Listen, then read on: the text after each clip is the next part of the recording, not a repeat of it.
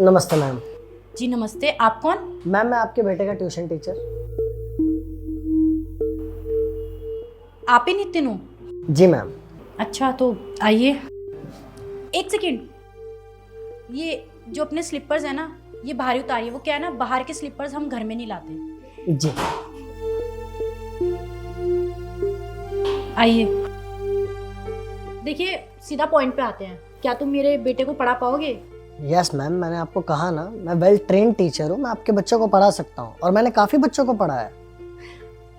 मुझे लगता नहीं है कि तुम पढ़ा पाओगे।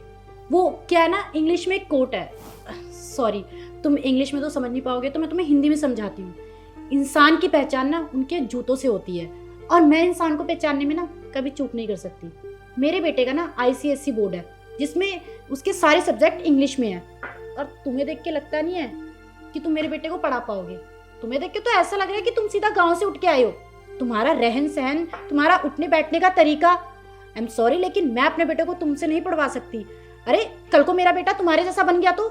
मैं तो बिल्कुल भी नहीं चाहती कि मेरा बेटा तुम्हारा जैसा बने। देखो, बुरा मत मानना, मैं जस्ट तुम्हें बता रही हूँ। I hope so you understand. नहीं नहीं मैम, मैं कोई बुरा नहीं मान रहा, बल्कि मुझे तो अफसोस हो रहा है आपके बच्चे के फ्यूचर के लिए। मतलब कि एक बच्चे के लिए ना उसकी माँ ही उसका पहला गुरु होती है, और जब माँ का ये हाल है तो बच्चे का फ्यूचर क्या होगा? तुम कहना क्या चाहते हो? मतलब कि ये मैम, मैं जब से आया हूँ आप मुझे सुनाई जा रही हैं, ना मैंने आपकी बात को काटा ना आपको रोका। मैम आपकी जो किताब है ना, उसमें जो पढ़ाई की परिभाषा है वो बिल्कुल गलत है। आपको पता है, शिक्षा पे तो हर इंसान का अधिकार होता है। जिस इंसान को जीवन में कुछ करना होता है ना, वो कभी हार नहीं मानता। आपने मुझे एक कहावत सुनाई थी ना, अब मैं आपको एक कहावत सुनाता हूँ, वो भी हिंदी में। ज़रा ध्यान से सुनना। अगर किसी इंसान को कुछ करना हो ना और कामयाब व्यक्ति बनना हो, तो उसे महंगे कॉलेज या स्कूल या फिर अच्छे कपड़ों की ज़रूरत नहीं पड़ती। अगर इंसान के अंदर कुछ करने की लगन है तो वो स्ट्रीट लाइट के नीचे पढ़ के भी कामयाब हो सकता है।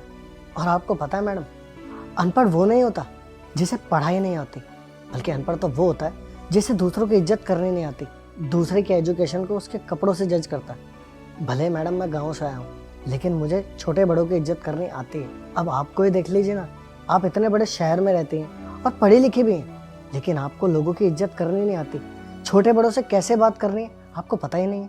और रही बात मैम मेरी एजुकेशन की, तो 12th में मैंने टॉप किया था और मैं UPSC भी क्लियर कर चुका हूँ, और दिल्ली की सबसे बड़ी इंस्टीट्यूट ने मुझे एज ए टीचर हायर किया है। ट्यूशन तो मैं सिर्फ शौक के लिए पढ़ाता हूँ। और रही बात मैम आपके बच्चे की, आपके बच्चे को अच्छे टीचर की बहुत ज़्यादा ज़रूरत है। I hope you understand ma'am. Thank you.